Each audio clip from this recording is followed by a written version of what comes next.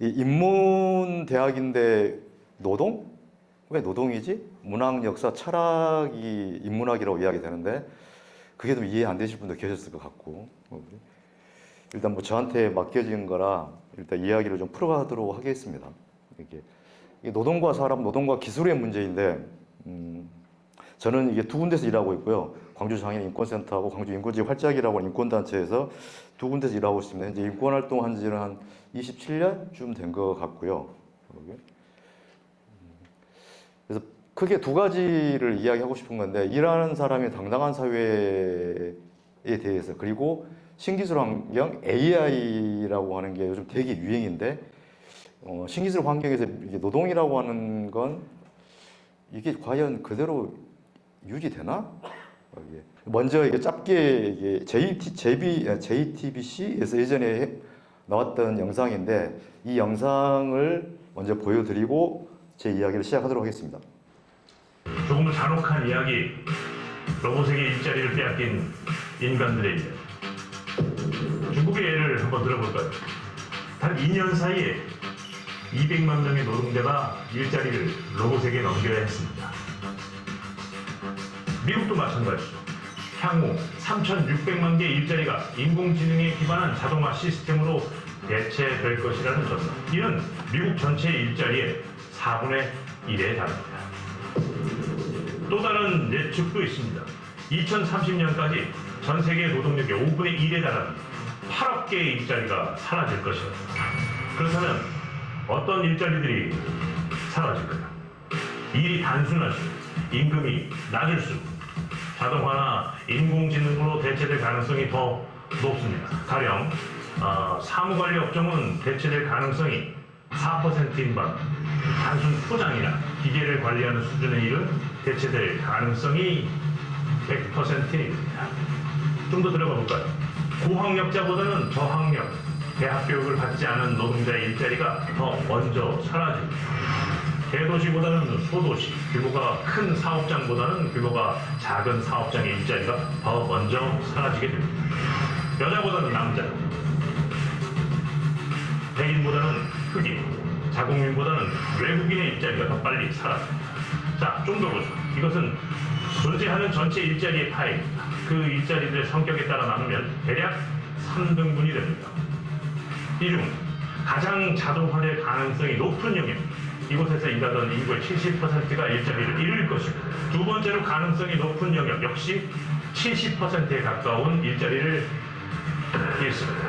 반면 자동화될 가능성이 낮은 집단에서는 30% 미만의 인구만이 일자리를 잃게 될 거라는 거죠. 그렇다면 이들 모두 어디로 가게 될까요? 이들 모두 자동화 가능성이 낮은 지대로 들어갈 수만 있다면야 결과는 해피엔드. 그러나 일자리 파이에서 그런 동화 같은 해피엔딩은 쉽게 오지 않죠.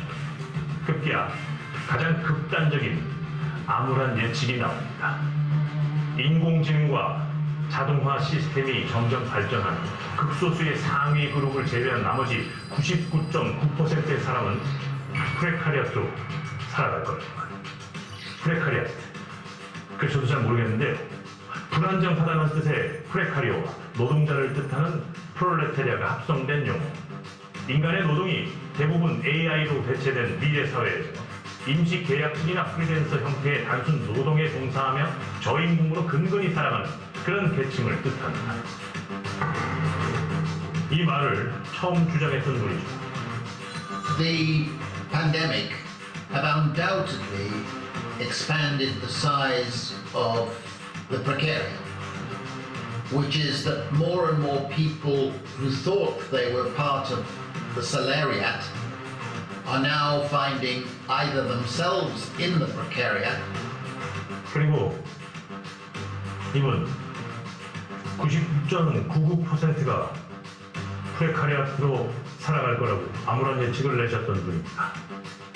한국인의 99.997%가 프레카리아트가 된다라는 것은 프레카리아트는 사실은 이제 보통의 사람들인데요. 그런데 이제 이들이 주로 이제 플랫폼이라는 것에 소속이 되어서 플랫폼을 기반으로 노동을 한다는 것인데요.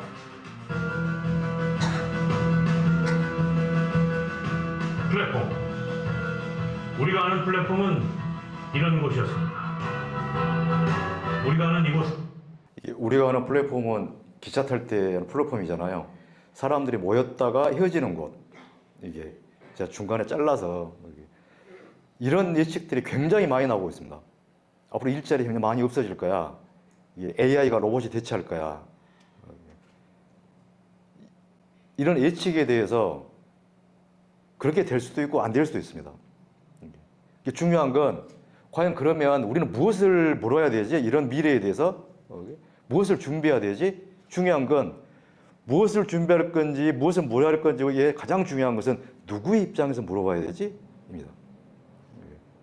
상위 0.1%에서 물어봐야 되지. 상위 1% 물어볼 건지 아니면 아까 나왔던 대다수 평범한 사람들 눈으로 질문을 던져야 될 건지. 오늘 제가 이야기하는 거의 대부분은 질문을 던지고자 합니다. 보통 다른 노동인권 교육을 할 때는 분명한 인권의 입장에서 인권의 원칙과 입장과 판단을 말씀드렸지만 오늘은 인문대학이기 때문에 주로 많은 질문을 던지고자 합니다. 질문과 또 여러분이 판단할 때 필요한 사실들을 제시를 하고 싶고요. 그래서 여러분 스스로가 미래에 대한 여러 가지 생각을 갖는 시간이 되시기를 바랍니다. 노동에 대해서, 사람에 대해서, 기술에 대해서. 인문이라고 하는 게 사람이라는 게 뭐지? 사람답게 산다는 게 뭐지? 행복한다는 게 뭐야? 를 추구하는 학문이잖아요. 인간의 삶에 대해서, 인간의 삶의 결에 대해서. 그래서 문학, 역사, 철학에 대해서 많이 공부하는 겁니다. 사람답게 산다는 것을 생각한다고 하는 것은 사람이 뭐지? 행복하게 산다는 건 뭐지? 지금 우리는 행복하게 살고 있나? 우리는 제대로 가고 있는 거야? 과거 어디로 와서 어디로 현재 가고 있는 거지? 평범하게 산다는 게 지금 평범한 건가? 를 질문하는 학문이거든요. 즉 사람은 질문하는 자입니다. 그래서 이제 문자를 질문하는 질문의 문자로 바꿨을 때 인문학이라고 하는 결국은 질문하는 거다. 사람은 질문하는 자이고 이 질문에 스스로 답을 구해가는 자이다. 그런데 질문을 한다고 한다면 사람과 사람에 대해 질문한다고 한다면 지금 시기에 있어서 여러분은 나한테 질문하는 자이시잖아요. 질문하는 자에게 질문을 던져보면 사람에게 노동이란 게 뭐지? 노동자는 대체 누구지? 노동자에게 노동조합이란 게 뭐지? 왜 이렇게 노동조합이라고 하는 게 그렇게 뜨거운 감자지? 왜 뜨거운 감자인데 없어지지 않고 지금도 있지? 왜 전 세계 대부분의 나라에서 노동자가 일을 하지 않는가? 일을 하지 않고 경제적인 피해를 기업인에게 주는 노동 3권, 파업이라고 하는 것을 왜 헌법상의 기본권을 인정하고 있지? 기업활동의 자유는 인권이 아니거든요. 헌법을 읽어보세요. 헌법에는 경영자의 권리는 인권으로 들어가 있지가 않습니다. 왜 이 무시무시한 권리를 헌법상의 인권으로 써놨지? 왜 그런다고 생각하세요? 그래서 제가 계속 질문을 던지고 있잖아요. 이런 질문을 우리는 적극적으로 해야 될 시점이다. 인간이라고 하는 것은 사이 존재잖아요. 이게 인간할 때 간자가 사이 간자잖아요. 인간은 사이 존재.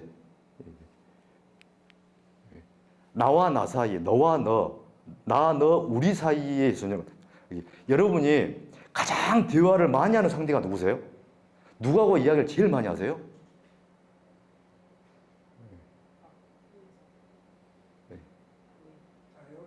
예, 그렇죠. 자기 자신이죠. 뭐 먹을까? 짜장면 먹을까? 오늘 이거 할까 말까?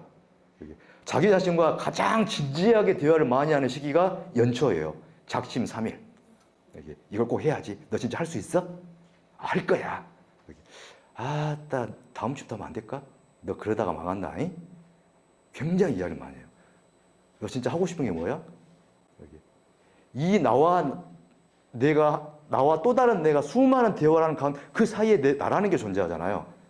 너 진짜 뭐 하고 싶어? 이거 하고 싶은 거야? 진짜 그거 하고 싶은 거야? 그래, 하고 싶어. 그러면 그때 뭔가를 하고 싶은 나라는 게 나오잖아요. 이 사이라는 게 굉장히 중요하거든요. 내가 뭘 잘하고 뭘 못하는지, 내가 노래를 잘하는지 아닌지를 알 수 있는 건 어떻게 하면 알 수 있죠? 내 노래를 들은 상대방이 아이고 그만하시오. 이렇게 너는 그냥 취미로 해라.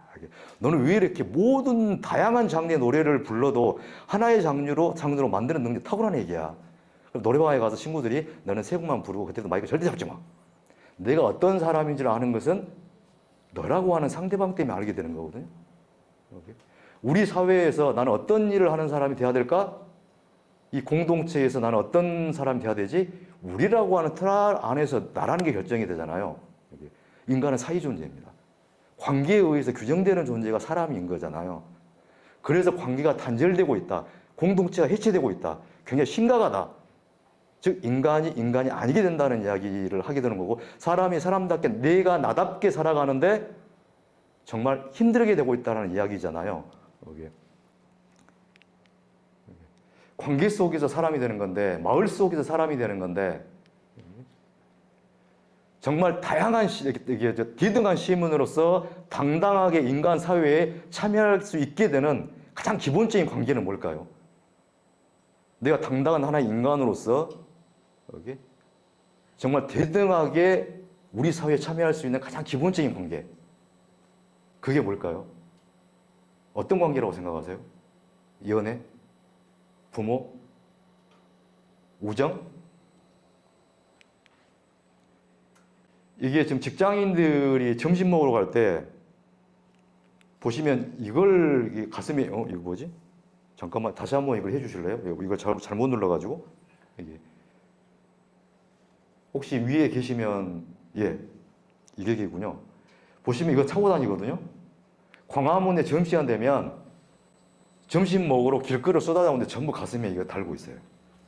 여기. 이건 회사 직원이라는 이야기거든요. 뒤로 들어갔구나. 근데 구직자 27.8%가 자살을 생각해 봤대요. 실직 하는 사람들은 또 자살하기도 합니다. 왜 구직자 27.8%가 자살했을까요? 예전에 가끔 뉴스 생각해 보시면 구직자가 자살했다. 이 뉴스 가끔 나왔거든요. 왜 그럴까요? 내가 이 사회에서 당당한 시민으로 자신감 있게 나가기 위해서 가장 기본적인 것, 기본적인 조건이 되는 것. 일자리를 잃는다는 것은, 일자리가 없다고 하는 것은 단지 빵만의 문제가 아니거든요. 인간의 존엄성과 관련된 문제입니다. 일하는 사람 노동자라고 하는 건 경제적으로 독립을 하는 거고 이 경제적으로 독립되어 있으면서 자유로운 존재로서 시민이 된다는 의미거든요. 내가 자유롭고 독립적인 존재로서 시민으로서 이 사회 공동체에 뭔가 역할을 하고 사람들 대등하게 만난다라고 하는 건 쉽게 말하면 직장이 있는 거 없는가 굉장히 중요한 문제거든요. 빵만의 문제가 아닙니다. 내가 한 인간으로서 자존감을 가지고 당당하게 살아갈 수 있는 가장 기본적인 조건, 관계, 이게 노동자가 된다는 거거든요. 사람답게 산다는 게 뭘까? 그 관계 속에 사람은 사람이 된다고 하는 건데 그 관계 기본이 되는 건 노동의 문제거든요. 그래서 저는 인문대학에서 노동의 문제를 선택했다고 해서 저는 참 기뻤어요. 이게. 왜 인간의 본질적인 조건이자 이게 존립의 근거 자체 하나가 노동이다. 노동이라는 관계. 그래서 노동자는 대체 누구일까? 어떤 사람은 노동자라고 생각을 할까? 그럼 노동정책이라고 하는 건 누구를 위한 정책이지? 우리가 가끔 뉴스에 나오면 노동자라고 하는 사람들이 비추는 모습. 노동정책이라고 하는 게 경제정책 중에 얼마나 차지하고 있지? 우리가 수많은 뉴스에서 경제정책이라는 게 나오는데 그 경제정책에는 노동정책이라는 게 있나? 왜 잘 안 보이지? 이게 하종광 선배라는 분이 계시는데 제가 개인적으로 친하신 분이고 하종광 선배께서 인하대학교에 수업을 전임 교수로 초청 교수로 한 2년 동안 일하셨는데 교수를 하셨는데 한 학기 수업의 마지막 수업으로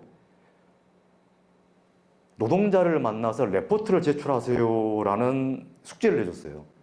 그래서 이게 하종광 선배는 그냥 쉬운 숙제니까 좀 편하게 생각할 줄 알았는데 학생들이 수업을 듣는 학생들 한 200명 정도가 올 표정이 확 굳은 거예요. 왜 그러지? 별로 어려운 거 아닌데 왜 그러세요? 그랬더니 한 학생 손을 딱 들더니 근데 교수님 죄송한데요. 노동자는 어디 가면 만날 수 있어요? 라고 이야기한 거예요. 그런데 하정황 선배가 뭐라고 했냐면 혹시 아버님이 뭐 하시는지 어머님이 뭐 하시는지 아버님 어머님이 은퇴하셨으면 삼촌은 형은 뭐 하시는지 이웃집에 사시는 분은 뭐 하시는지 그때 학생들 전체 얼굴 표정이 싹 바뀐 거예요. 아, 그 전에는 노동자를 만나서 이게 레포트를 쓰려고 하면 어디 공단에 가가지고 경비실에 들어가서 저 죄송한데 대학생인데 교수님이 노동자를 만나서 이게 대화를 나눈 다음에 레포트를 쓰라고 하네요. 좀 허락 좀 해주십시오. 이렇게 생각한 거죠. 근데 정작 너무 가까운 곳에 있는 거예요. 그 중에서 레포트 중에 한 대목이에요. 부모님이 모두 노동자인 집안에서 자랐으면서도 지금까지 노동 문제에 전혀 관심이 없던 자신에게 스스로 놀랬다. 다른 레포트예요.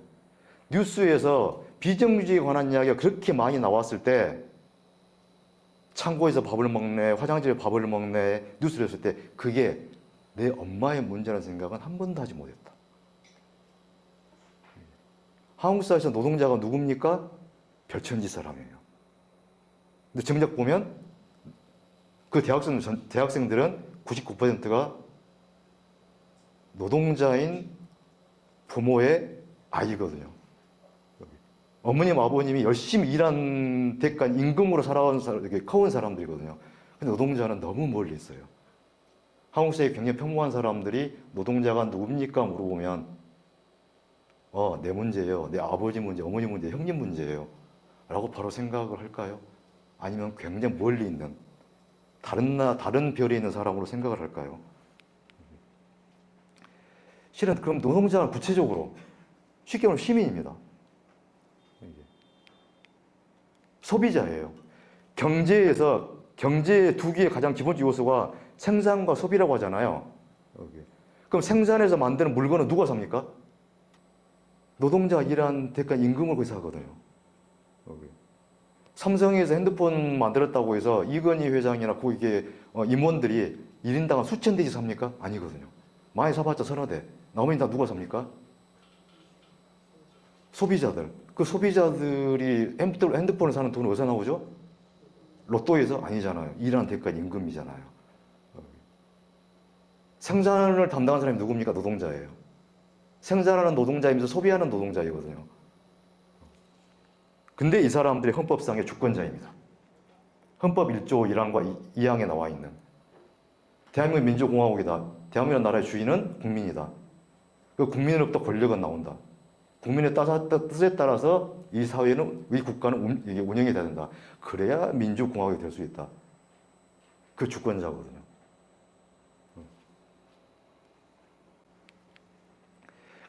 통계청이 가구 소득원 분석을 해봤더니 90%가 우리나라 국민의 90%가 노동자들이 일하는 데가 임금으로 살아요.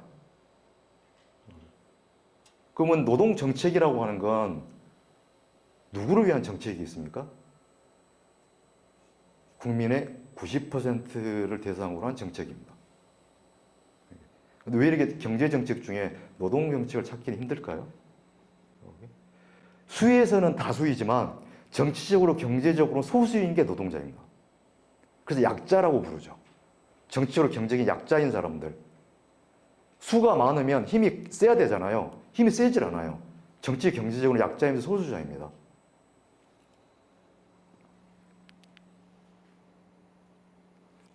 (90%의) 경제적인 삶을 책임지는 문제이기 때문에 노동의 문제는, 노동의 정책은 국민 절대 다수의 삶의 문제입니다. 굉장히 중요한 문제입니다. 그런데 이런 중요한 문제에 대해서 노동권에 대해서 교육을 받은 적이 있으세요? 현재 커가고 있는 초등학교, 중학교, 고등학교 대학생들은 노동자로 살 가능성이 90%입니다. 노동권에 대해서 교육을 받은 적이 있을까요? 노동자가 누구인지, 노동자의 권리는 뭔지, 노동자의 권리를 어떻게 하면 잘 행사할 수 있는지 배운 적이 있을까요? 없습니다.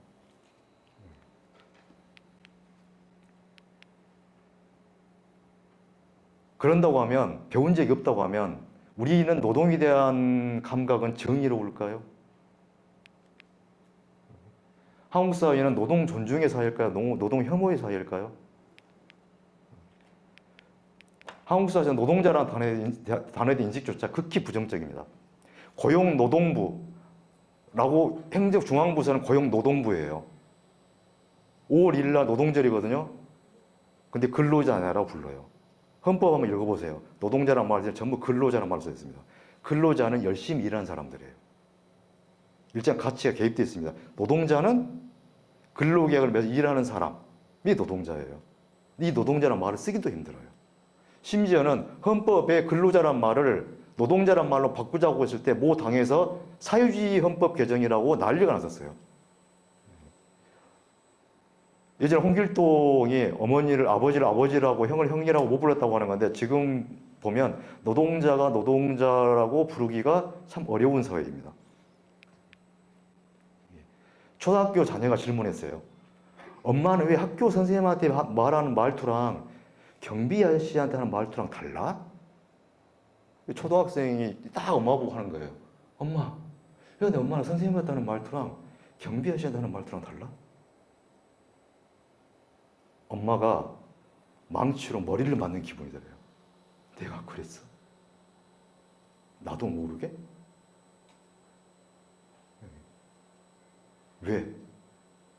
왜 나는 선생님한테는 나도 모르게 존중의 말투가 나오고 왜 경비 아저씨한테는 존중이 아니라 이 어린 딸이 듣기에도 이거 아닌데? 그렇게 말을 했을까? 우리 일상에서 노동에 대한 노동자에 대한 감각의 문제. 초등학생한테 물어봤어요. 노동자는 어떤 존재냐고. 노동자는 득이 없다, 거지다, 외국이다, 장애인이다. 노예다, 안쓰럽다, 불쌍하다, 로봇 같다, 힘들다, 기계다, 못습니다, 힘들다. 이게 초등학생들한테 노동자 뭐냐고 수업 시간에 쓰라고 할 때 다 이렇게 나왔어요. 이 초등학생들이 가장 되고 싶은 직업을 하면 예전에 공무원이었습니다. 왜냐하면 두 가지 때문에 그래요. 초등학생들 무시하면 안 돼요. 왜 공무원이 되고 싶죠? 첫 번째, 안 잘린다. 정년 보장, 고용 안정. 두 번째, 퇴직 다음에 연금이 나온다. 퇴직 다음에 삶이 안정된다. 초등학생들이 이런 걸 알고 있다고 하는 것은 그만큼 생존에 대한 공포가 초등학생들까지 퍼져 있다는 이야기입니다. 평범하게 산다는 게 매우 힘들구나.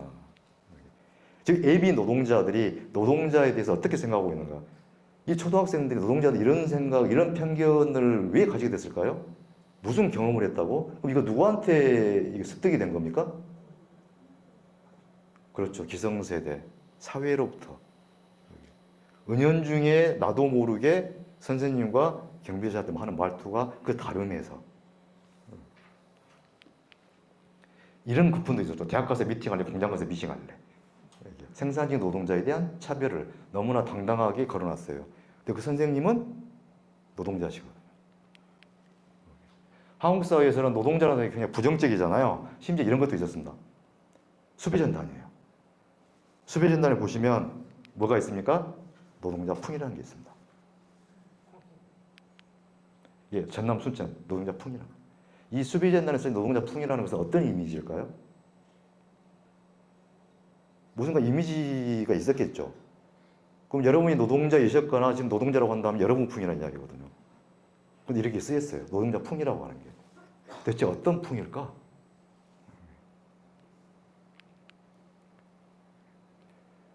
이게 유전집유, 무전징역이란 말이 있었거든요. 왜 이 말이 나왔냐면 돈 있으면 집행유예고 돈 없으면 징역살이 된다는 이야기인데 이런 뉴스 많이 나오잖아요. 국세청에서 조성래 회장 1천억 탈세 고발, 대기업 세무조사, 신격구 6천억 탈세 드러나, 증거인멸 우려, 배임 혐의 조양호 회장 영장 신청, 땅콩이나 조현아 전 부사장 석방, 유전집유, 무전징역 이런 거 나오죠. 왜 대기업의 회장이나 이런 사람들이 탈세도 한두 푼도 아니고 엄청난 돈을 탈세하는 불법을 저지르는데도 집행유예를 받죠? 판사가 판결할 때 뭐라고 이야기합니까? 경제 성장에 기여했단 말을 되게 많이 해요. 경제 성장의 혜택을 받았단 말은 별로 안 해요. 그런데 이게 사상 첫 매출 3천조 뚫은 500대 기업이 첫 매출 3천대를 뚫었거든요. 언제요? 작년에요. 거기 영업이익 증가가 1위가 삼성이었어요. 2022년이면 작년 코로나가 한참일 때. 국내 500대 기업이 코로나19 여파 속에서도 지난해 사상 최대 실적을 거뒀다예요. 코로나 때거든요. 근데 법인세 감세를 한대요. 기억하나요? 가진 건 사람밖에 없던 나라. 견디기 힘든 그 시간을 이겨낸 사람들.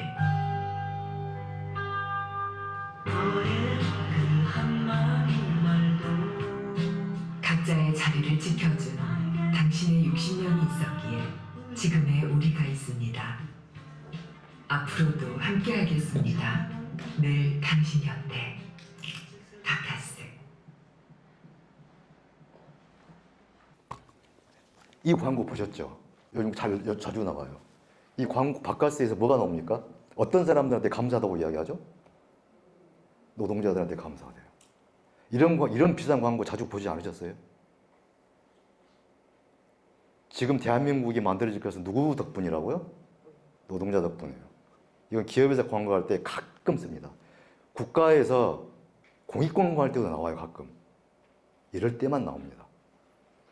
지금 대한민국이 이 정도까지 발전할 때는 노동자 여러분들의 덕분이었습니다. 피와 땀이었습니다. 라고 이야기를 해요. 경제성에 기여하잖아요. 근데 노동자들이 파업하거나 이러면 경제성장이 지금까지 기여한 덕분으로 감행한다 이런 얘기 나온 적 있나요? 기업들은 경제성에 기여했기 때문에 한대요.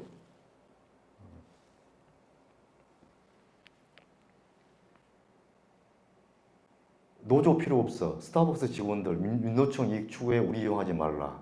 여기에. 권성동 노란봉투법 황건적 보호법이다. 황건적 도둑놈들이잖아. 도둑대잖아요. 노란봉투법 황건적 도둑놈들 위한 법이래요.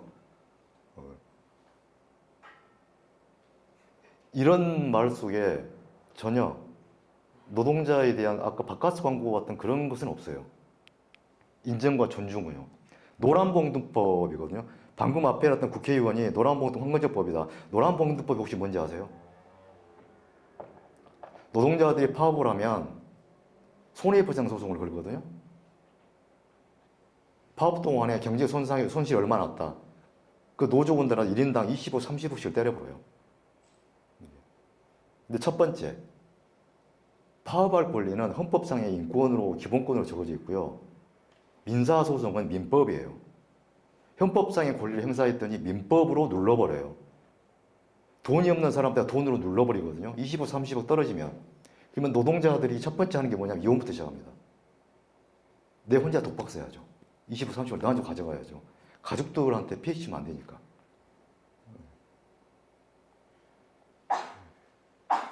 노란봉투법은 두 가지를 바꾸자 합니다. 2조, 3조거든요. 첫 번째 바꾸자 하는 것은 노동자들한테 손해배상 소송을 하지 못하도록 하는가. 헌법상의 권리 행사했다고 해서 민법으로 하지 않는가. 그래서 기업이 민사소송을 걸 수 있는 경우에는 딱 몇 가지로 한정지었어요. 파업을 하다가 기계를 부숴버렸다든지 이랬을 경우 이만 한정하고 그 외에는 민사소송 걸 수 없다. 두 번째, 딱 두 가지 핵심이거든요. 두 번째, 원청, 하청, 재하청이잖아요. 지금 광주에서 두 차례 건축물이 무너졌고 한 번은 학동에서 이게 철거하다가 무너졌고요. 하나는 지금 현대산업개발에서 무너졌거든요. 두 개의 원인이 뭐였냐면 원청, 하청, 재하청이 문제거든요. 하청 가다 보면 단가가 떨어지니까요. 실질적으로. 그래서 급하게 하려다가 무너진 거잖아요. 되도록이면 아파트 건설비용 줄이려고 해서 빨리 하다가 겨울에 양생 작업을 오랫동안 해야 되는데 그걸 무시하다가 무너진 거잖아요. 그래서 그 원청, 하청을 제한하는 법입니다. 그러면 하청에 대한 책임을 원청한테 주면 되거든요. 이 두 가지를 바꾸려고 하는 거거든요. 근데 그걸 황건적 법이라고 이야기해요. 그럼 우리나라 국민들은 노란봉투법이라는 것이 무엇인지를 정확히 알도록 우리 언론들은 설명을 충분히 해주고 있을까요?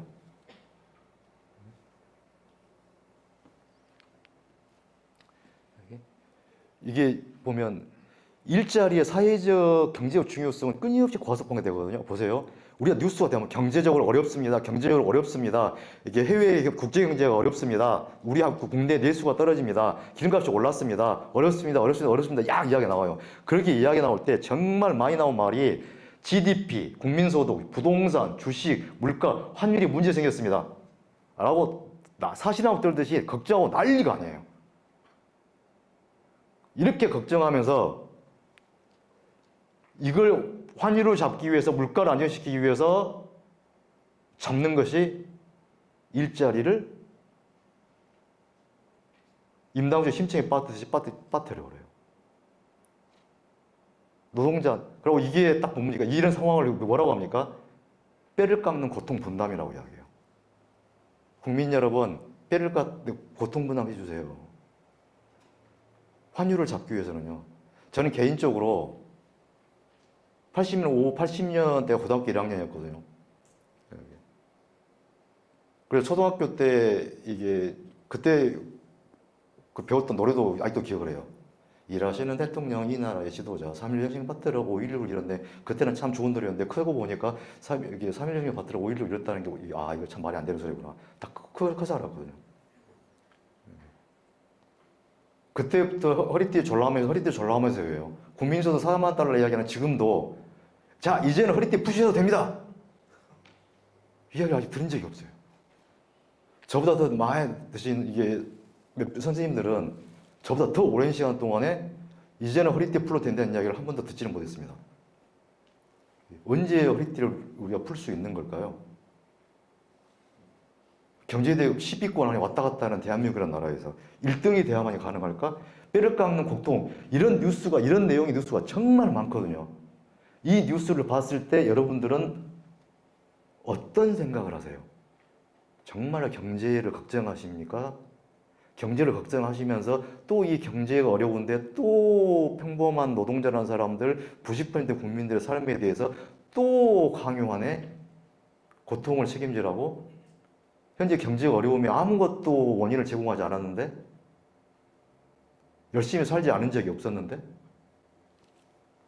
라고 하는 생각이 드십니까? 어떤 생각이 드십니까? 이렇게 경제가 어려운데 뭐 한다고 파업하고 난리야 참말로 진짜.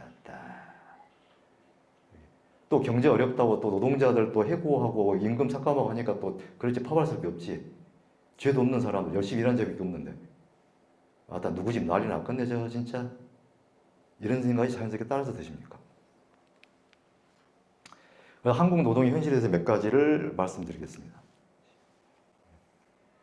왜 일을 할까요? 아주 상식적인 이야기죠. 먹고 살려고 일합니다. 정말로 단순해요. 일한 만큼, 먹고 사는 만큼 돈을 벌고자 하는 것 외에는 없어요.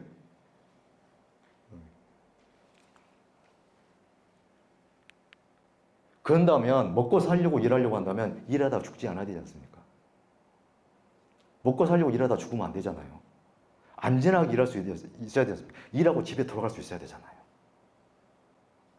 현재 한국에서 출근하고 나서 퇴근하지 못하는 노동자가 하루에 몇 명 정도 될까요? 나 잘 갔다 올게. 근데 퇴근 인사가 없어요. 갑자기 전화가 옵니다. 어디서? 회사에서, 경찰서에서, 병원에서. 빨리 와주세요. 출근을 하되 퇴근하지 못하는 사람들. 하루 평균 두 명에서 세 명 사이입니다. 이게 지금 산업안전보건공단이라고 하는 홈페이지가 있어요. 홈페이지 한번 방문을 해보세요. 홈페이지를 방문하면 제일 위에가 나와 있는 게 사고 사망 속보가 계속 뜹니다. 이 쭉 지나가요. 이 부분을 보시면요. 진짜 한번 들어가 보십시오. 이날 일하다 죽은 사람들의 산재 사망 소식이 계속 뜹니다. 4월 25일, 4월 24일. 이 속보가 계속됩니다. 이렇게 2022년 새해 첫 달이었습니다. 그때 나온 사망 사고 소식을 제가 몇 가지를 정리해 봤습니다.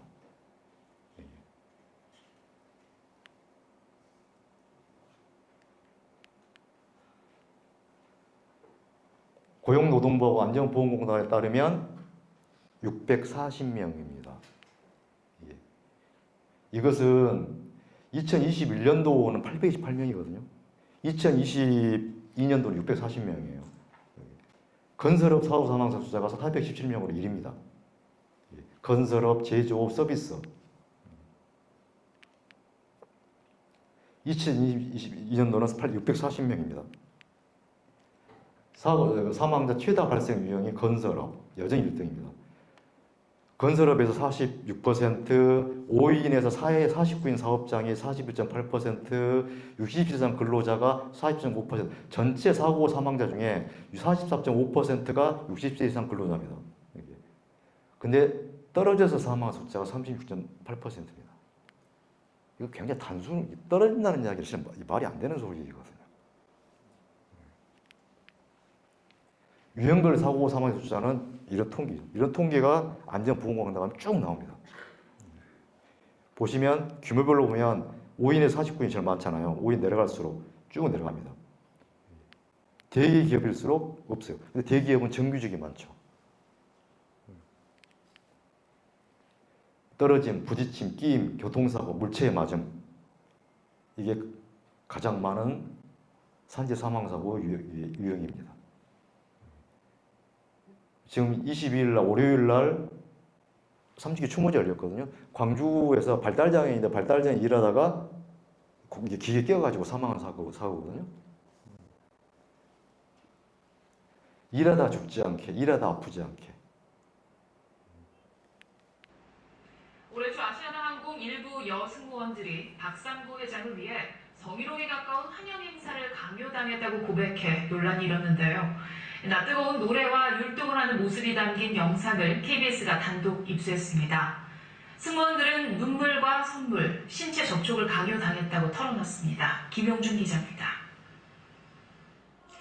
검은 정장의 아시아나 승무원 교육생들이 율동을 하며 노래를 부릅니다.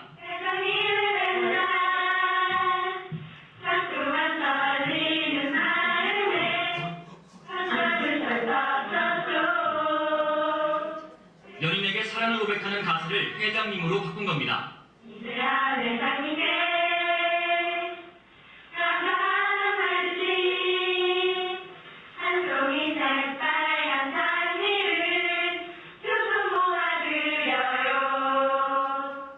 손에는 빨간 종이로 접은 하트를 들고 있습니다.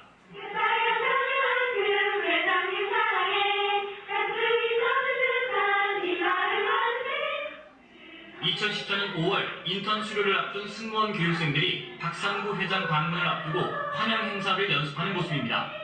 이 영상을 제보한 승무원은 4개월 훈련 기간 동안 박 회장이 방문할 때마다 이런 공연에 강제 동원됐다고 밝혔습니다. 공연을 본 박상구 회장은 길을 받아간다고 말했다고 전했습니다. 또 다른 승무원은 신체 접촉을 하라는 지시를 받았다고 털어놨습니다. 회장님은 제가 안아주겠다고 되게 서운하고 회장님 가슴이 싶지 않아 안아드리고 또 사랑합니다 그리고 깊숙이 이런 식으로 잡아라 안을 때도 이렇게 몸박 안아라 이런 식으로 사실은 좀 하시죠. 회장님과의 만남에 감동하는 역할을 맡은 승무원도 따로 있었다고 전했습니다. 회장님이 오시면은 항상 눈물을 흘리는 어떤 역할들이 하나씩 있었고 반갑게 맞아드려야 되는 뒷동주 내가 이러려고 승무원을 지원을 했나. 육아휴직 후 복직한 승무원들이 직접 잡은 종이약 1000마리를 선물해야 했다는 등의 제보도 잇따랐습니다. 감동을 들게 지시를 했다고 지목된 간부는 모르는 일이라고 부인했습니다. 저는 이때 주사를 믿지가 않았는데요. 저는 이거에 대해서 모르니까. 아시아나항공 측은 노래와 율동은 교육생들이 열심히 하는 모습을 보여주려고 스스로 준비한 행사라고 해명했습니다. KBS 뉴스 김용준입니다. 이게 참 보면 전라도 말로 얼척이 없는 경우. 육아휴직이면 회장님을 생각하면서 이 종이약 1000마리를 접으라고요? 얘기가 이게 낮과 밤이 바뀌어갖고 죽겠는데요? 잠잘 시간도 없는데요? 근데 실은 종약 1000마리를 줬어요. 어떻게 줬을까요? 10,000원에 팔아요. 예, 병에 담아가지고. 이게 어떻게 줘야 되지? 그럼 직원들 카톡방 있잖아요. 거기에가 어디 가면 10,000원에 팔아? 10,000원짜리 기를 드린 거죠. 여기 회장님은 기를 받아간다고 하는데 10,000원짜리 받아가신 거예요. 10,000원짜리도 모르고. 근데 이게 아시아나항공이라고 하는 굉장히 큰 기업에서 나타난 문제. 아시아나항공만 그랬을까요? 그래서 직장 괴롭히는 문제가 이제 심각해지고 있거든요. 그래서 예전에 미생이라는 드라마 때문에 직장 괴롭힘이 굉장히 많은 사람들에게 알려지기도 했거든요. 지금까지도 굉장히 문제가 됩니다.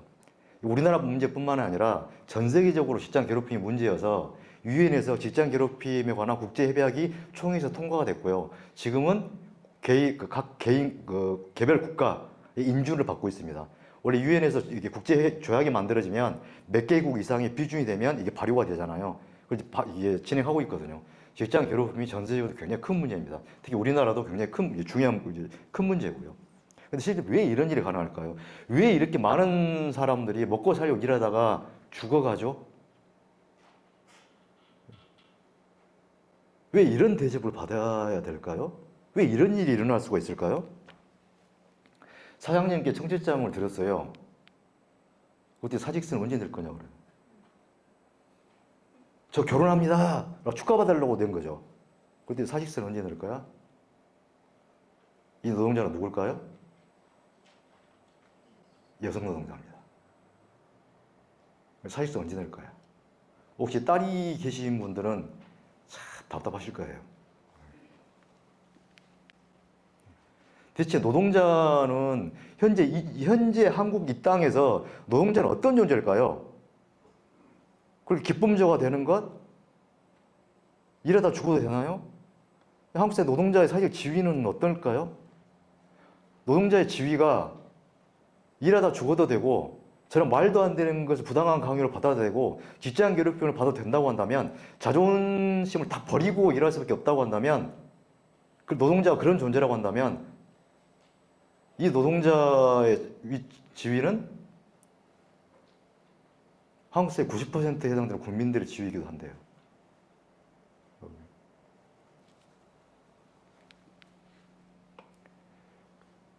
정규직도 이렇게 산다고 하면 실은 비정규직 문제는 심각합니다. 새로운 일자리에 10개 중에 8개가 비정규직 노동자이다. 이 같은 노동시장 이익적 구조가 비정규직이 너무 많은 것이 한국 경제 저 요소가 됐고 한국 발전도 작을 것이다. 비정규직을 줄이라고 이야기했어요. 어디서 이야기했을까요? 제가 이야기했으면 원래 너희는 그러니까 라고 할 거예요. IMF에서 이야기했습니다. 한국 사람은 IMF는 다 알아요. IMF는 노동자를 대변하는 국제기구는 아니죠. 국가와 기업을 대변하는 국제기구거든요. 왜 국제기구에서 한국의 비정규직 노동자를 걱정을 하죠? 이유는 단 하나죠. 국제금융자본조차 한국에다 투자를 하면 자기들이 기대의 수익이 있잖아요. 1억을 투자를 하면 한국에다 투자를 하면 최소한 2천만 원을 가져갈 줄 알았는데 이게 2천만 원이 아니라 1,000만 원밖에 이 수익을 못 올려요. 왜 그러지라고 연구를 해봤더니 비정규직이 너무 많은 거예요. 이 비정규직이 많은 게 한국의 생산성을 급격히 하락시키고 있어요. IMF까지도 걱정하는 게 한국의 비정규직입니다. 2010년부터 이미 IMF는 한국의 비정규직에 대해서 계속 이야기를 해오고 있습니다.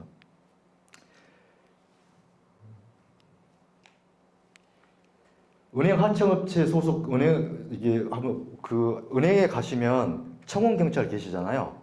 청원 경찰들이 은행 지급에는 이렇게 은행에서 240만 원을 주는데 중간에 영업업체 100만 원을 떼가요. 그러면 청원 경찰은 얼마를 받죠? 140만 원 받아요. 그냥 영업업체가 1인당 100만 원씩 쑥쑥 벌어가는 거예요. 중간 착지 막았더니 환경미화원 월급이 80만 원이 올랐대요. 그럼 80만 원 누가 가져간 거죠? 용역업체에서요. 일은 누가 하고 재주는 누가 부리고 이것은 누가 먹고? 이건 국가 정책으로 얼마든지 막아낼 수 있는 문제거든요. 비정규직, 하청업체 직원들, 영업업체 직원들, 이 직원들 이게 어디 같으세요? 보시면 어디 같으세요? 예, 고가도로 밑에죠. 고가도로 밑에가 일하는 장소입니다. 비가 오면 어떨까요? 겨울이면 어떨까요? 또 여름에 더울 때는 어떨까요? 예.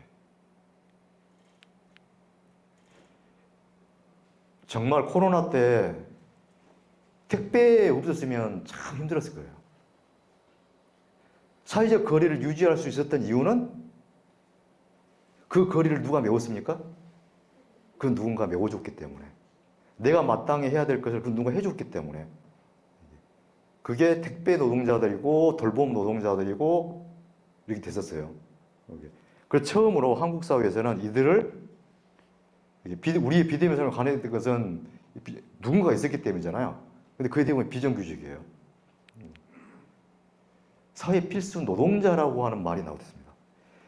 돌봄 노동자, 택배 노동자, 문턱 노동자, 집에 들어가가지고 뭔가를 고쳐야 되는 사람들, 서비스를 해야 되는 사람들, 이 사람들을 이게 봤더니 사회 필수 노동자예요. 사회 필수래요. 없어서는 안 되는 존재래요. 이들이 과연 그만큼의 정당한 대가를 받고 있고 정당한 대우를 받고 있을까요? 이제는 서서히 잊혀져 가네요. 국회에서 사회 필수 노동자 지원에 관한 법률을 만들려고 했어요. 근데 본회의에 상정도 안 됐습니다. 왜? 국회의원의 절대 다수가 관심이 없어요. 이 문제에 대해서.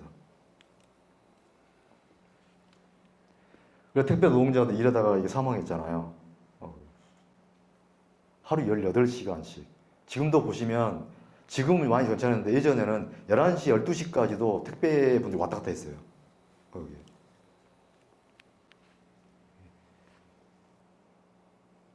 왜 직장 괴롭힘을 당하고 그런 말도 안 되는 부당한 대우를 받아도 또 내가 죽을 것 같은데 그렇게 일을 해야 되는 이유는 뭘까요? 먹고 살려고. 내가 자존심이 상해도 사표를 써가지고 가슴에 품고 다녀도 하루에 몇 번씩 사표를 쓰고 싶어도 일 마치고 나도 집에 들어가면 자고 있는 가족들 얼굴 보면 자고 있는 내 아이들 얼굴 보면 내 애들 결혼해 대학 가야 되고 공부해야 되고 시집장 갈 거 생각하면 사표 못 쓰거든요. 루소가 그랬대요. 누구도 자신을 팔아야 할 만큼 가난해서는 안 되며 누구도 다른 시민들의 굴종을 살 만큼 부유해서는 안 된다. 어떤 경우라면 민주공화국이라면. 헌법 1조1항 대한민국 민주공화국입니다. 그러면 앞에 나왔던 그런 노동 현실을 없애야 돼요.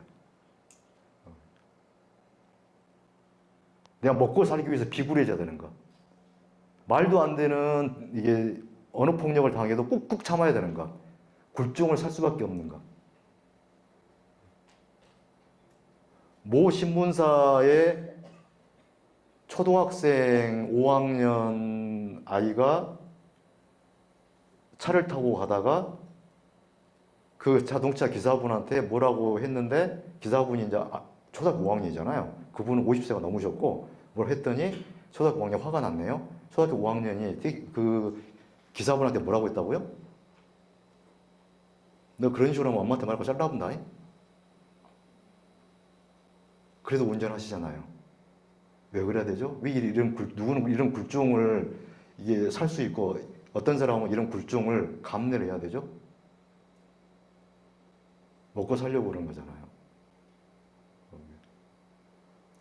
회장님하고 하트 막 흔들잖아요. 아까 보면 웃기시잖아요. 그 하트를 흔들었던 그 노동자들은 기분이 어땠을까요? 내가 이러려고 이랬나? 민주공화국일까요?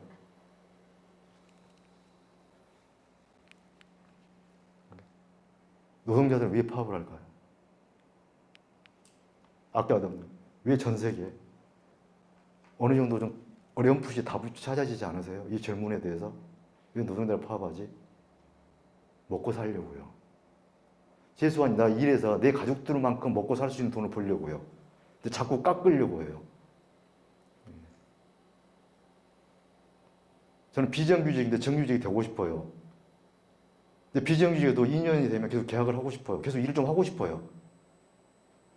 일하다 죽고 싶지 않아요. 일하다 다치고 싶지 않아요.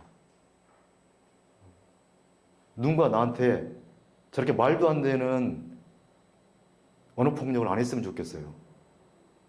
좀 자존심 좀 안 상하고 좀 일했으면 좋겠어요. 하루에 몇 번씩 마음으로 사표 좀 안 썼으면 좋겠어요. 제발 평범하게 살고 싶어요. 근데 왜 이렇게 평범하게 산다는 게 힘들죠? 그래서 파업하는 거 아닐까요? 진짜 평범한 사람들이잖아요. 평범한 사람들이 길거리에 나서는 것처럼 어려운 문제는 없거든요. 공화문의 그 넓은 도로에 가서 머리띠 메고 한다는 거 쉽지 않은 문제거든요. 근데 어떨 때 나갑니까?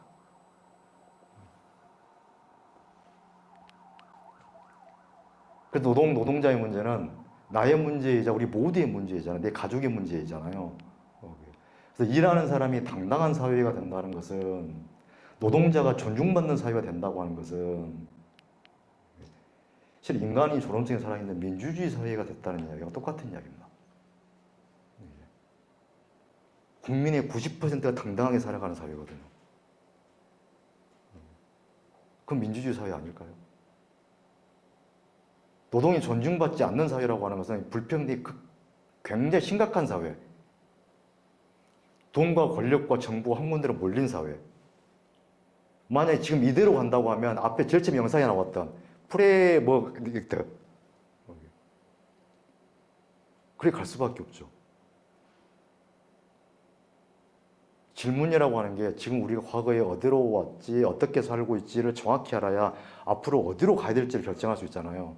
현재 우리의 노동 현실을 정확히 직시를 해야, 무엇이 문제인지를 바꿔야 앞으로 우리가 나가는 사회에서 어디로 나가야 될지 방향을 우리 스스로 설정할 수 있지 않을까요? 그래서 정치인들한테 뭔가를 요구할 수 있지 않을까요? 이걸 해야 된다고? 뉴스에 우리가 현혹되는 게 아니라. 그래서 알아두면 쓸모있는, 뭔가 뉴스를 보셨을 때 알아두면 쓸모있는 우리 노동에 대한 몇 가지 사실. 이렇게 제가 제목을 막 생각하다가 갑자기 그 생각이 나서 어느 지가 적었어요. 알아두면 쓸모있는 노동에 대한 몇 가지 사실. 이렇게. 노동자들이 어디서 일할까요? 현재 우리나라 노동자는 한 2,200만 명 되거든요. 이 사람들 어디서 일을 할까요? 예. 대기업에서 18.6% 일하고요. 중견기업에서 77.5% 일하고요. 중소기업에서 74% 일합니다. 의외로 대기업이 18.6% 많아요. 왜 이렇게 많아졌을까요? 여기에다가 통계 조작을 하는 거죠. 어디를 넣습니까? 공공기관과 공기업을 넣었어요. 그랬더니 18.6%가 됐어요. 그럼 진짜는 뭘까요? 몇 퍼센트나 될까요? 연합뉴스입니다. 자산 5조 이상 대기업 그룹, 매출은 84% 차지하는데 고용은 11%, 18.6%가 아니라 11%입니다. 대기업에 재정 지원을 해준다. 대기업에 지원하는 정책을 편다고 하면 11%의 노동자들의 문제이지 나머지 89% 노동자 문제는 아니에요. 경제가 어렵다고 한다면 기업을 지원하더라도 어디를 지원해야 됩니까? 89%의 노동자들이 일하고 있는 중소기업을 지원해줘야 됩니다. 그래서 뉴스를 보실 때 뭔가 이번에 경제 어려운데 기업에 대해 지원 정책을 펼치네? 할 때 이제 우리는 판단할 수 있습니다. 이것 봐라? 이거 아니잖아. 저건 11%밖에 해당 안 되는 이야기잖아. 그럼 나머지는 어쩌라고? 그럼 잘 사는 이 기업은, 큰 기업은 계속 커지라고 하고 나머지 기업은 알아서 지그들끼리 망하려면 망하라고?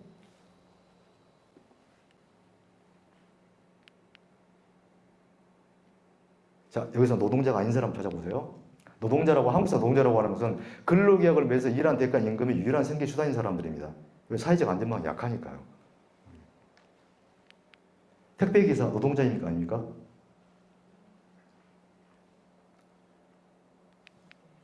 골프장 캐디 노동자입니까? 아닙니까? 학원 강사 노동자일까? 아닐까요? 학습지 교사, 화물 차주, 보험 설계사 그래서 노동자가 아닌 사람이 누구죠?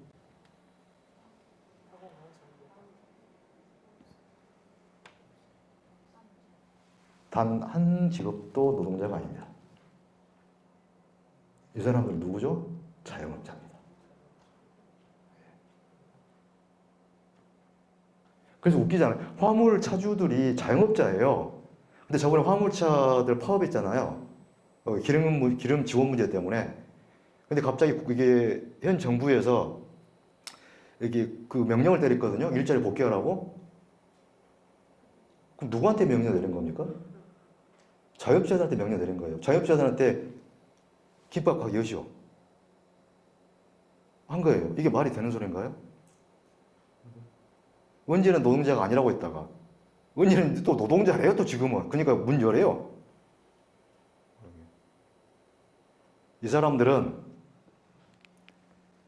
특수고용 노동자라고 해서 근로기준법상 노동자가 아닙니다. 4대 보험을 못 들어요. 모든 걸 자기가 책임져야 됩니다. 그래서 다행히도 2021년도에 7월부터 고용보험과 산재보험을 들 수 있게 됐어요. 그래도 현재까지 이 사람은 노동자는 아닙니다. 이렇게 이 직업에 해당하는 사람이 몇 명이나 될까요? 굉장히 많습니다. 이게 노동자가 아니에요. 우리나라 노동자 통계에는 빠지는 사람들입니다. 이상하지 않아서 왜 이게 노동자가 아닐까요? 대체 어떤 구조, 우리나라 경제 구조는 어떤 구조가 되어 있는 걸까요? 참 먹고 살기 힘든 구조, 평범하게 살기 힘든 구조. 아까 했던 분들은 정말로 이게 고운 말로 하면 다 사장님들이세요. 그래서 제가 아까 우리나라 노동자들은 주로 어떤 기업에서 일을 할까요? 그럼 이 사람들은 노동자가 아닐까요? 아닐까요? 이런 몇 가지 사실만 알아도 뉴스가 나오면 우리는 판단할 수 있게 됩니다. 저거 좀 이상한데? 모르면 그냥 뉴스에 나온 대로 그런가 보다. 어이 나쁜 놈들. 왜냐면 노동자 뉴스 좋은 뉴스 별로 안 나오니까요. 우리나라에서 왜 그렇게 초등학생들이 노동자는 거지다, 장애인이다, 뭐 장애인 차별에 이게 별로 차별 다 나오죠.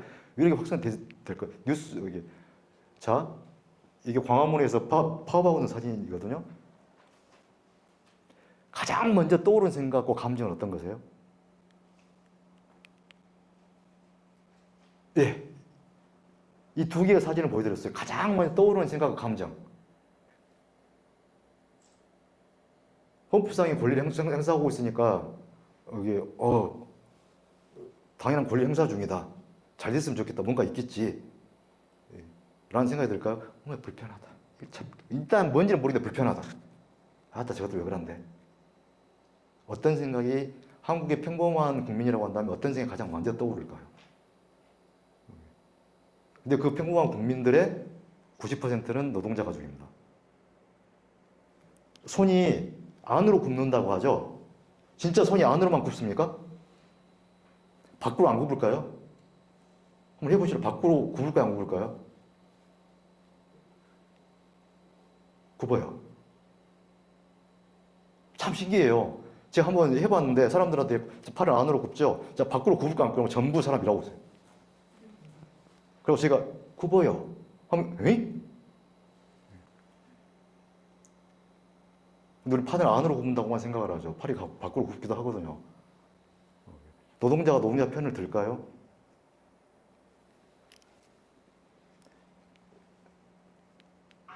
영상 하나 보여드리겠습니다. 공간 뚫어내는 유리 박사, 어떤 직원 실명 위기. 일부 조합원들은 울산대 체육관에 난입해 책걸상을 집어던지고 소화기를 봉사하며 분노를 표시했다.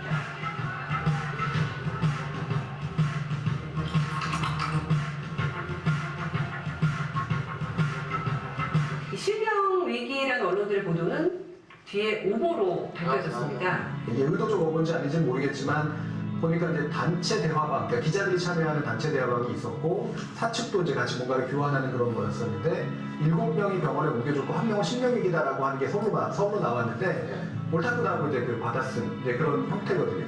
그리고 폭력적이라고 언론에 보도된 사진들을 자세히 보시면 그 귀퉁이에 현대중공업 이렇게 써 있어요. 그 회사가 제공한 사진들입니다. 거의 대부분. 그래서 부분적으로 가장 폭력성을 강조해 찍는 사진들이 그냥 언론에 보도된 거예요. 헛질린 노조, 오토바이 수백 대로 20km 폭주, 허탕치자, 유리창 깨고 벽 뚫어. 일부 조합원들은 울산대 체육관에 난입해 책걸상을 집어던지고 소화기를 분사하며 분노를 표시했다. 나중에 이제 동영상으로 밝혀진 사실이지만 의자에 집어던지고 소화기를 난사한 사람들은 중간 노동자들이 아니라 그들의 진입을 막으려고 했던 용역회사 직원들이었거든요. 사실 확인됐지만 이 보도는 정정되지 않았죠. 그리고 실제 노동자들이 파업할 때 일반 사람들이 선뜻 다가서기 어려울 정도의 분위기를 연출할 때는 있어요. 근데 항상 그 앞에 훨씬 센 홍련이 선행돼 있습니다.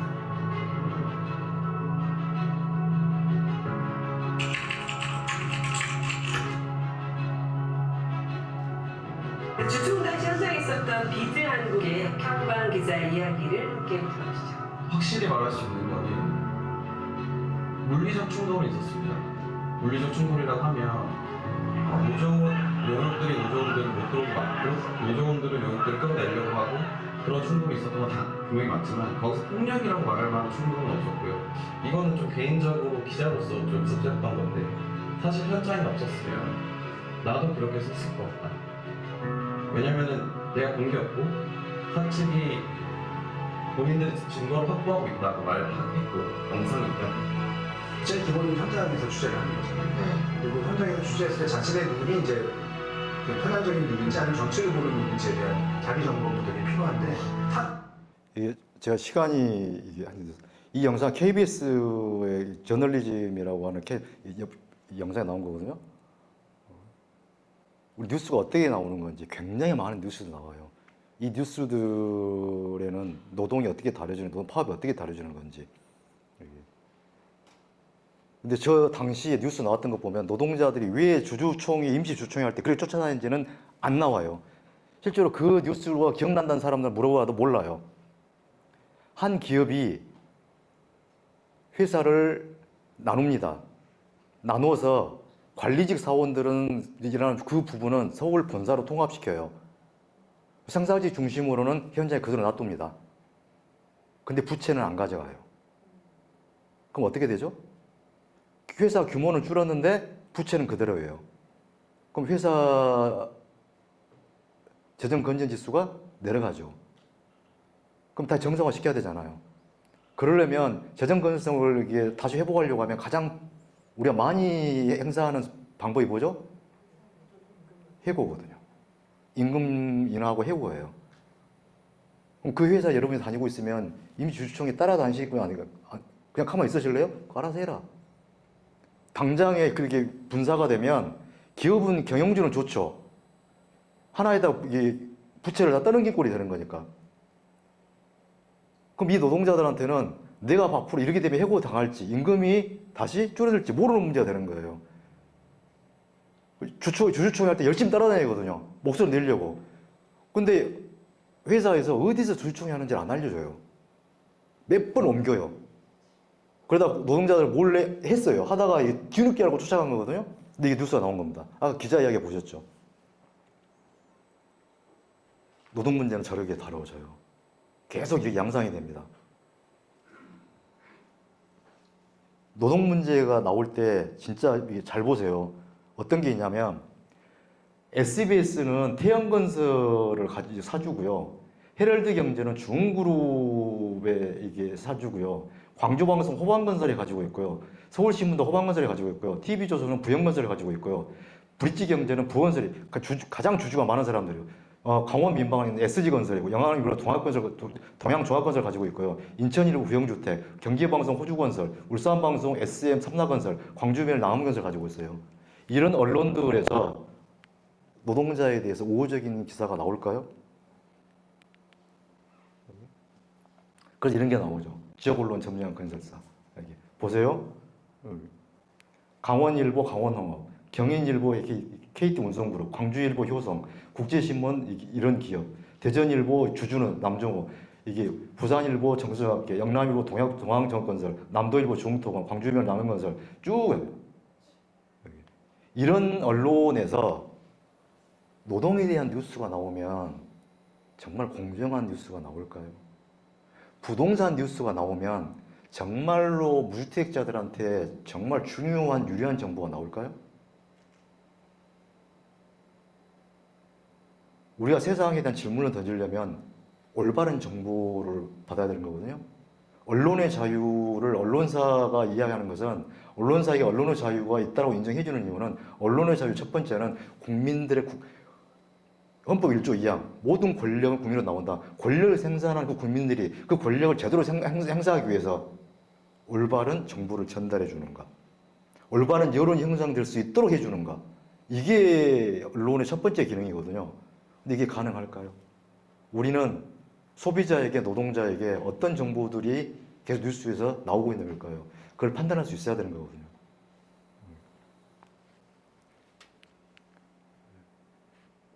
그래서 이런 이야기가 나오는 거죠. 우리나라 노조 조직률은 가장 높았을 때가 1998년입니다. 1987년 6월 항쟁을 한 다음에 6월 항쟁이었고 7, 8월, 9월 3개월 동안에 한국 역사상 최초로 수많은 민주노조가 만들어지고 파업을 해요. 이게 나이 연세 있으신 분들 기억하실 거예요. 당시에 7월부터 9월까지 엄청나게 많은 파업이 일어나는데 그 파업을 할 때 요구사항에 임금 인상 25%, 임금 인상 30% 요구했거든요. 어떻게 됐을까요? 전부 다 인상이 됐습니다. 상상이 안 돼요. 어떻게 임금 20%, 25%, 30% 오르죠? 왜 그걸 오를 수 있을까요? 줄 수 있었는데 주지 않았다는 이야기입니다. 한꺼번에 오른 거거든요. 그때가 가장 이게 노조 조직률이 높고요. 89년도에 그때 만들어져서 쭉 만들어져서 그 다음부터 계속 떨어집니다. 현재 10.3%입니다. 이런 노동 혐오에 대한, 노동조합에 대한 편견들이 심어지면서 이런 뉴스들이 계속 나와요. 그럼 우리는 누구의 눈으로 노동 문제를 보고 있을까요? 나의 눈으로 보고 있을까요? 나 노동자였거나 노동자이거나 앞으로 노동자의 부모가 되는 그 눈으로 보고 있을까요? 아니면 경영자의 눈으로 지금까지 봐왔을까요? 제가 제일 처음에 인공지능, 자동화로 인해서 뭔가 세상이 급격하게 변화합니다. 이건 거슬 수 없는 대세입니다. 그런데 어떤 세상을 만들 건지에 대해서 우리가 무슨 질문을 던지느냐에 따라 굉장히 달라지는 거다. 질문을 던지기 위해서는 내 눈으로 세상을 봐야 되는 거잖아요. 우리는 세상을 어떤 눈으로 이제 보고 있을까요? 앞으로 일자리가 급격하게 없어진다고 하는데 우리는 어떤 눈으로 오늘과 미래를 보고 있는 걸까요? 그래서 이게 시간이 이게 저한테 30분까지라고 말씀을 해주셨거든요. 거기에.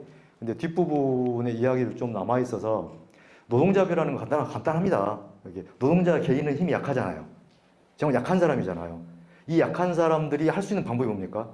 돈이 있습니까? 기기가 있습니까? 뭐가 있습니까? 읽다고 한다면 일할 수 있는 몸이죠. 사장님하고 1대1로 붙어가지고 내년도 임금하고 근로조건을 협상을 할 때 노동자가 원하는 걸 다 따낼 수 있을까요? 아니면 사장님이 요구 제시한 대로 따를 수밖에 없을까요?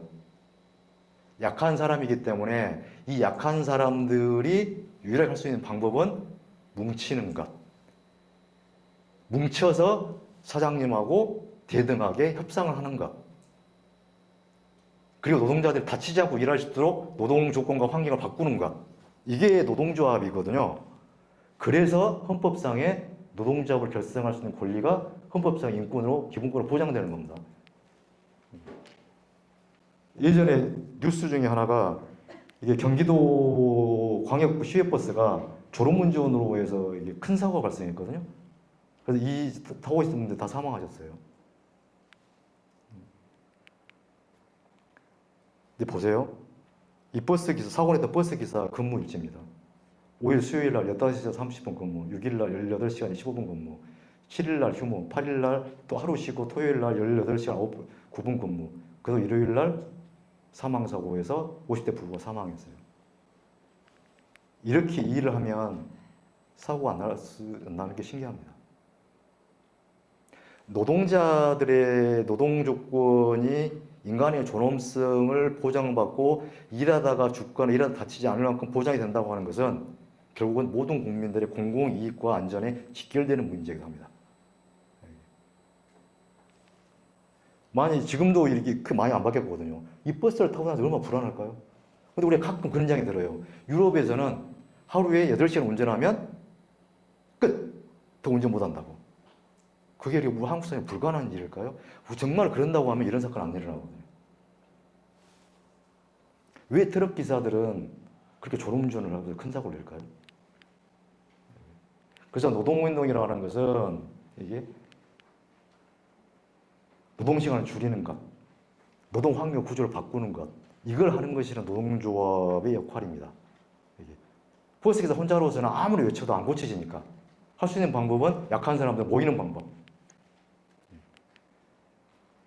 그래서 헌법 33조에 노동 3권이 있죠. 야 모여봐, 문제 있어. 사장님 좀 봅시다. 이야기 좀 합시다. 말이 안 통하네? 그럼 우리 일 그만둘라요.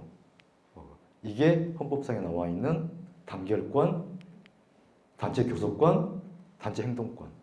이게 헌법상의 인권으로 헌법에 명확히 써져 있는 겁니다.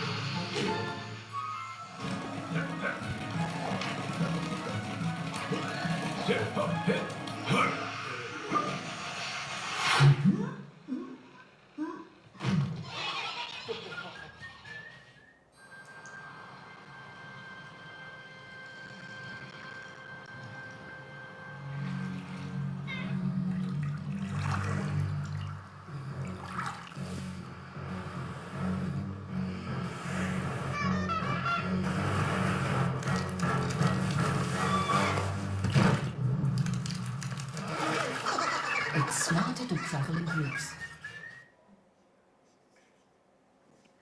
이게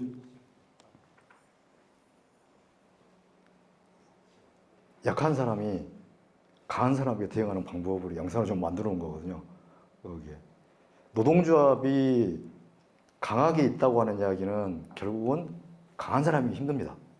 노동조합이 약하다는 이야기는 노동조합이 없다고, 우리나라 노동조합 조직률이 10%잖아요. 이게 누구한테 이로운 세상일까요? 누구에게 이익이 돌아가는 세상일까요? 경제 성장이 된다 하더라도 누구한테 이익이 돌아가는 구조일까요?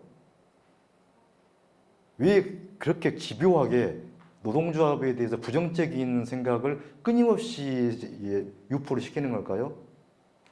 그게 진짜 국민들에게 이롭기 때문에 그럴까요? 10%입니다. 여기. 예. 그래서 우리나라 국민들의 10명 중에 1명만 자기 자신의 내년의 임금과 근로조건에 대해서 단체 교섭을 하고 나머지 9명은 그냥 사장님하고 1대1로 담판 지어야 됩니다. 네, 그래서 이 중에서 몇 가지만 말씀드리고 제가 이게 다른 나라의 인식의 문제인데 이게 영상은 빼고, 프랑스에서는 우리나라는 공무원 노조, 공무원 노동조합에 가입할 때 5급 사무업소에 가입 못해요. 6급까지만 가입을 할 수 있거든요. 그런데 프랑스에서는 부대사가 차관도 노조에 가입할 수 있습니다. 핀란드 차관도 노조에 가입할 수 있습니다. 기자들이 깜짝 놀랐대요.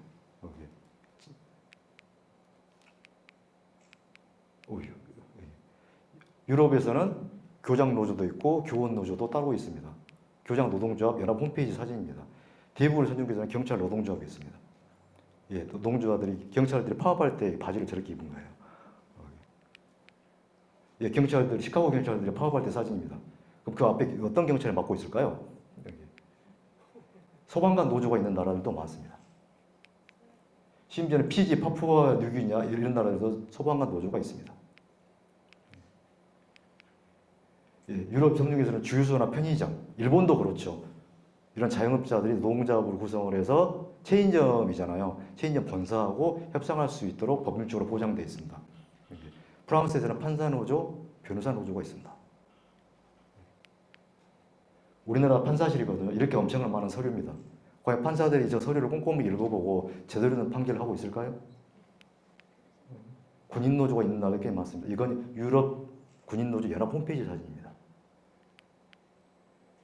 지위나 학력이 연봉이 높다고 노동자가 오르지 않는다는 생각은 한국에서만 볼 수 있는 유일한 생각입니다. 차관이 자기 자신을 노동자로 생각하는 사회, 판사와 변호사가 자기 자신을 노동자로 생각하는 사회, 이 사회에서 노동정책이라고 하는 게 차지하는 비중은 어느 정도 될까요? 그 사회에서 노동자의 지위는 어떡할까요? 뭔가 많이 다를 것 같지 않습니까? 우리나라는 판사가 노동자라고요?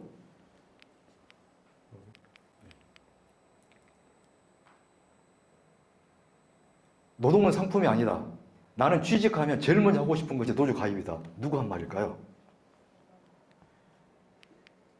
루즈벨트 대통령이 한 말입니다.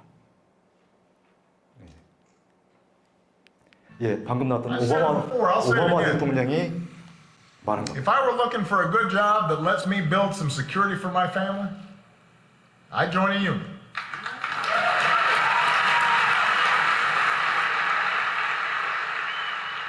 If I wanted somebody who had my back, I'd join a union. 우리나라에서 이렇게 노조에 가입하라고 권유를 하는 정치인이 선출직 공무원이 누가 있을까요? 이렇게 말할 수 있는 사람이 국회의원 중에 한 명이라도 있을까요? 미국 굉장히 좋아하는 사람들이 있잖아요. 광화문에 자주 모여요. 그러면 노조도 이렇게 생각해야죠. 왜 미국 대통령이 옛날에 있던 루즈벨트 대통령도 그렇고 오바마 대통령도 그렇고 대놓고 이야기하는데 노조에 가입하시라고. 여러분 일한 만큼 가족을 충분히 먹여 살릴 수 있는 돈을 받고 싶으십니까? 당신이 어려운 일이 생겼을 때 뭐에 기댈기가 필요하십니까? 그럼 노조에 가입하세요. 제가 처음에 말씀드렸잖아요. 어떤 사실과 정보를 전달해 드리겠습니다. 한번 생각해 보십시오. 새로운 질문을 던져 보십시오. 한국 사회는 나는 노조와 노동자에 대해서 어떻게 생각을 하고 있지? 한국 사회의 상식은 이게 진짜 상식일까? 또 그 상식이 나한테는 유리한 상식일까? 국민들한테 유리한 상식일까?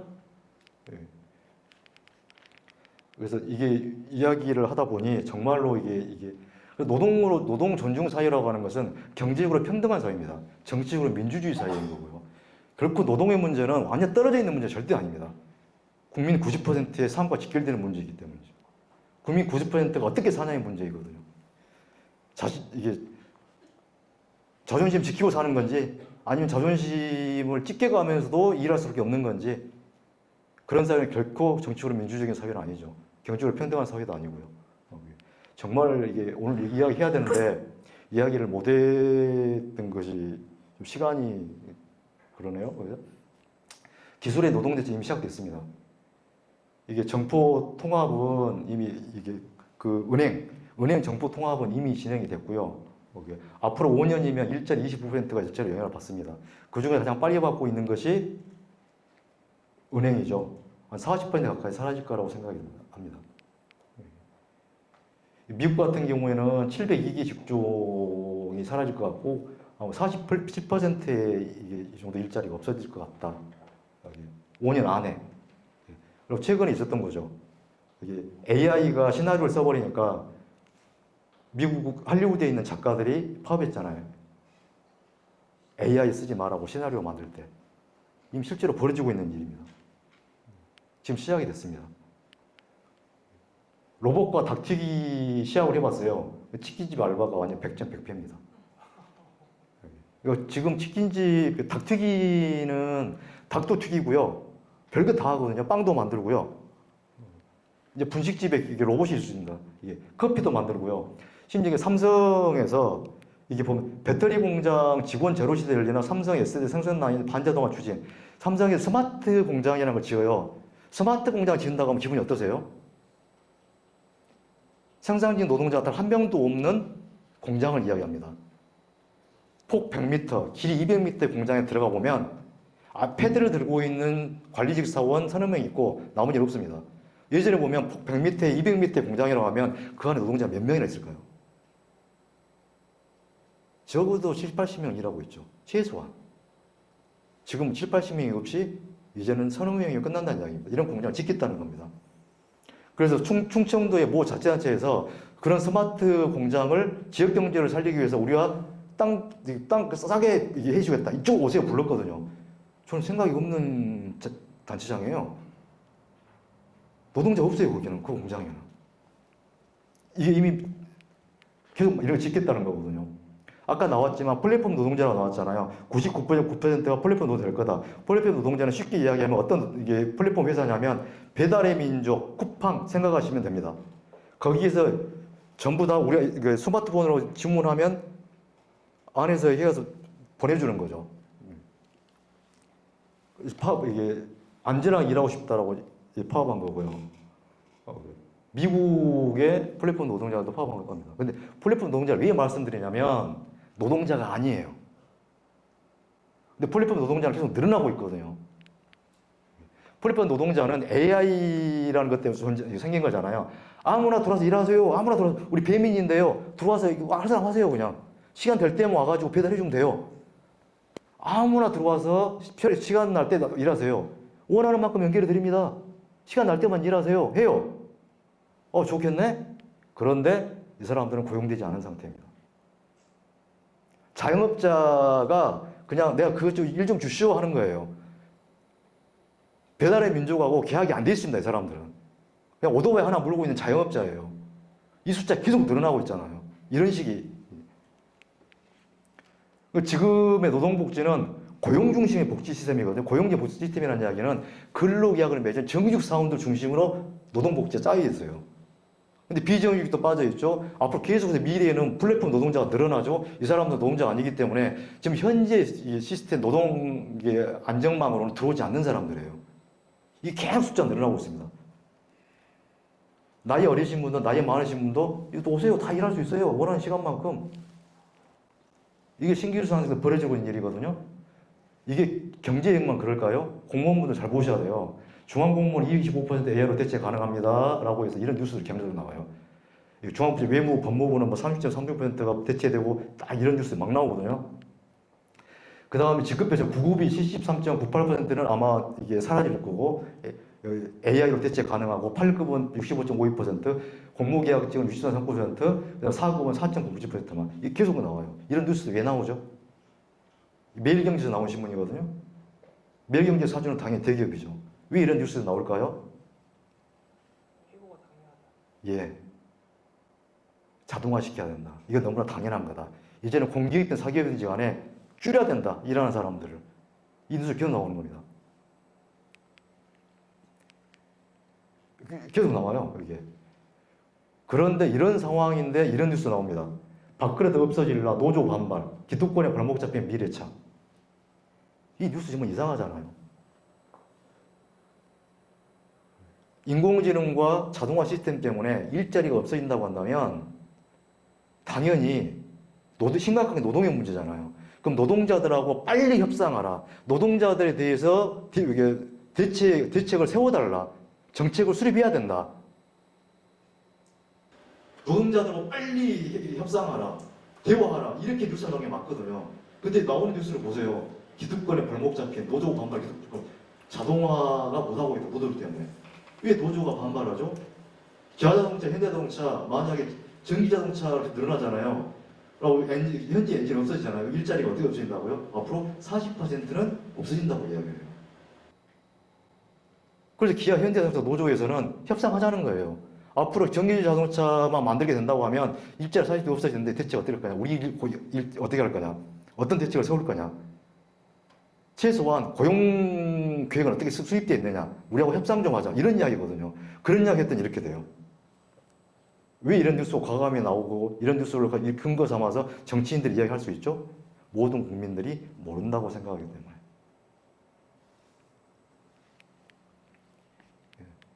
그래서 기술을 하더라도 자꾸 자본의 이윤을 생산하기 위한 기술이 아니라 사람을 위한 기술을 쓸 수도 있잖아요. 현재 이게 일할 때 이게 입는 옷이거든요. 로봇 옷이거든요. 무거운 걸 들 수 있는 거예요. 이게 농촌에서 일할 때 이걸 입으면 훨씬 더 가볍게 옷이죠. 이렇게 옷을 입고 일을 하면 훨씬 편해져요. 힘도 덜 쓰고. 그렇게 되면 노인분들도 일할 수 있으세요. 근력이 떨어져서 일을 못한다고 하잖아요. 이런 걸 입히면 일을 할 수 있죠. 젊은 사람들 일할 수 있는 사람이 줄어든다고요? 자꾸 자동화시켜서 일자리를 뺏는 게 아니라 이런 일자리를 만들 수 있잖아요. 80, 90 먹어도 사람이라는 기술이 보편화되면 일하실 수 있잖아요. 이 옷만 딱 걸치고 나면 무슨 일이겠어요? 심지어 경험은 더 많으시잖아요.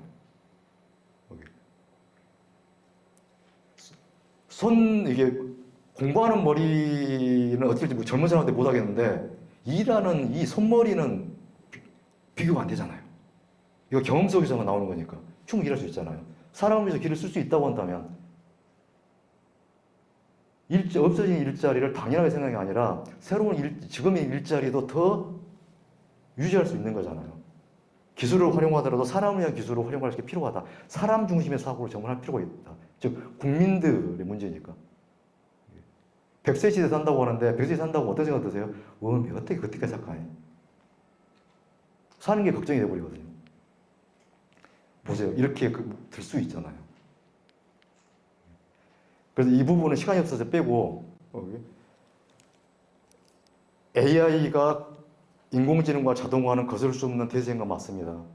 그 일자리는 없어질 겁니다. 하지만 그걸 당연하게 받아들이는 거냐 아니면